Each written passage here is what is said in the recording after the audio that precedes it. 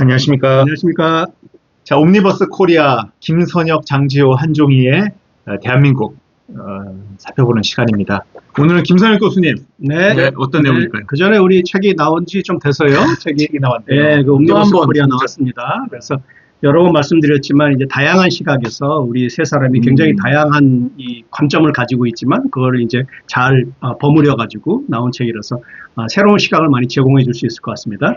오늘 제가 말씀드리고자 하는 좀 어려운 문제인데 어려운 건 안 되는데. 쉬워야 되는데. 이 여론의 문제. 여론이 뭐가 여론이 왜 어려운가 하니 제가 조금 말하기 어려운 게 우리가 이 민주주의 사회에서 여론이 굉장히 중요하잖아요. 네, 그 여론을 중요하죠. 우리가 일종의 여론이 신주단지야.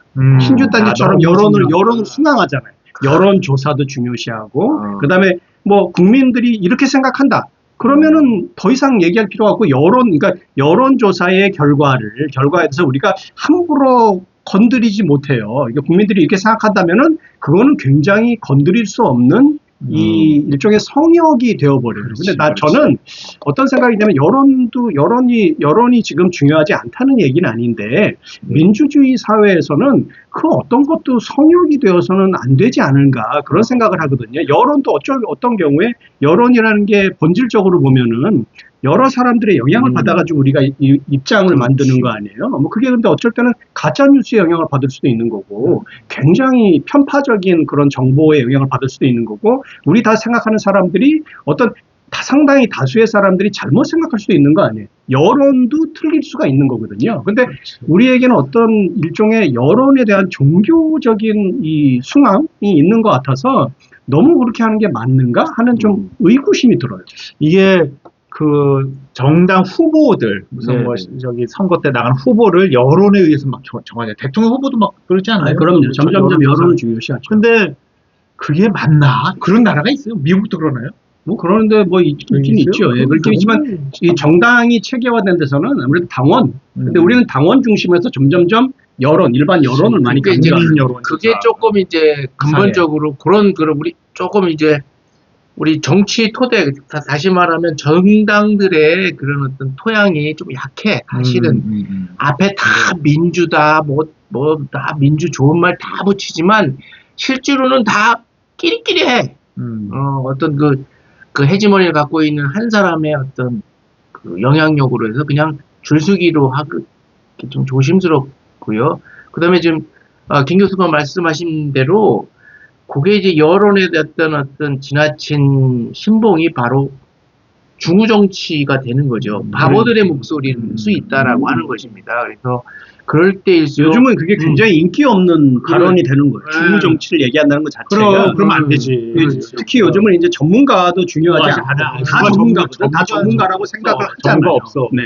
그럼 목소리 큰 놈이 이기는 거야, 그럼? 글쎄, 그러니까 그게 이제 문제인 거. 목소리 큰 놈이 꼭 반드시 이기지도 않아. 많은 사람이 이기는 거야. 쪽수 싸움이에요, 쪽수 싸움.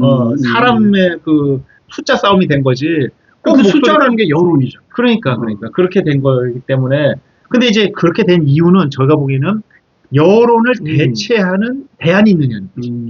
그렇잖아요. 여론을 대체할 뭔가 더 뭐 엄격한 잣대라든지 뭐 말씀하신 규범적인 어떤 기준이 있으면 여론을 대체하겠는데 그게 있나요? 근데 여기서 이제 여론도 사실은 큰 걱정이 아닐 수 있는 상황이 있는데 그건 뭐냐면은 국민 다수가 정말 양식 있고 지식 있고 양심 있는 그런 국민으로 변한다면 소위 그 민도가 높아진다면 그러면 그렇죠. 여론도 맞는 것 같아. 맞는 것 같은데 그 시점에 이르기 전까지는 여론이 좀 불안한 거죠. 여론만을 숭상하는 거에 대해서 조금 애매할 수가 있는 거예요. 이게 뭐 부정선거다 뭐다 그런 것도 사실 그런 거를 믿는 분들도 있잖아요. 근데 이제 그게 우리나라 국민의 그 어떤 발표 보니까 한 30에서 40% 우리 한 교수님 믿잖아요. 부정선거. 정말? 아니야.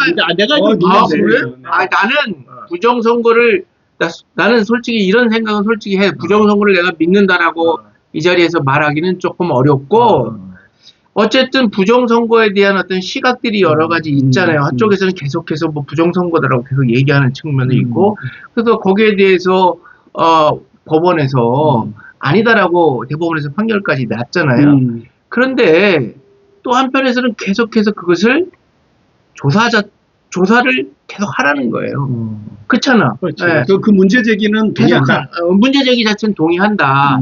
동의한다. 그거지요. 그래서 민주주의라고 하는 것은 어쨌든 뭐 반드시 여러 얘기를 했습니다만 소수의 의견일지라도 한번 검사를 다 같이 한번 해보는 것.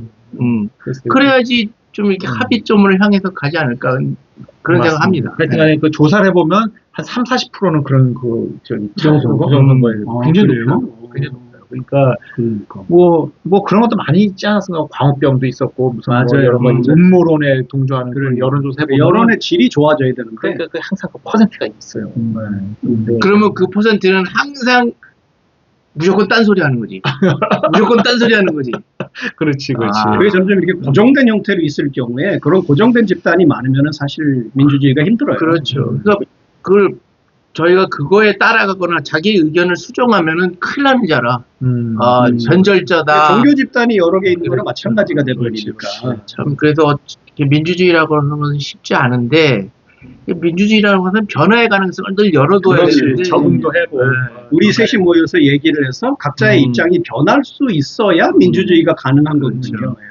그리고 또 마찬가지입니다. 이 변화의 가능성에서 볼 때 제가 좀 뭐 기존의 정치권에 있는 사람들에게 한마디 한다면 아니 한 번 여당 됐다고 뭐 20년 30년 그건 자기의 주장은 좋지만 그거는 그런 기본적인 그런 발상 자체는 좀 비민주적이다라는 생각을 합니다. 그래서 늘 겸허하게 내가 단 5년도 못하고 단 금방 바뀔 수 있다라고 하는 생각을 좀 했으면 좋겠고 그렇습니다. 일종의 겸허한 그렇죠. 겸손한. 근데 요즘 야당의 행태를 보면 황당한 것 같아. 그 거기도 여론을 마찬가지야. 너무 신경 안 쓰는 거 아니에요, 거기? 그 동네는 너무 신경 안 쓰는 것 같아. 너무 막가파야 거기도. 그 여론의 문제점을 모르는 것 같아, 거기 오히려. 그러니까 여당도 마찬가지예요. 너무 승상에도 문제. 야당은. 너무 배관시에도 문제. 그렇죠. 어떤 자기의 스탠스에서도 모든 어떤 스탠스 갖는 건 좋은데 늘 달라질 수 있다라고 맞아요, 하는 것. 맞아요. 내가 그렇게 달라졌을 때 어떻게 적응할 것이라고 하는 전략을 세우는 것이 네, 맞습니다. 중요할 것 같습니다. 네, 그 여론이 사실은 뭐 정갈 보도가 되는 건 또 위험하고 그렇다고 여론을 너무 신경 안 쓰는 것도 이런 정치적인 거와는 좀 거리가 먼 것 같습니다. 오늘 여론에 대해서 말씀 나눠봤습니다. 감사합니다. 네, 감사합니다. 네. 시간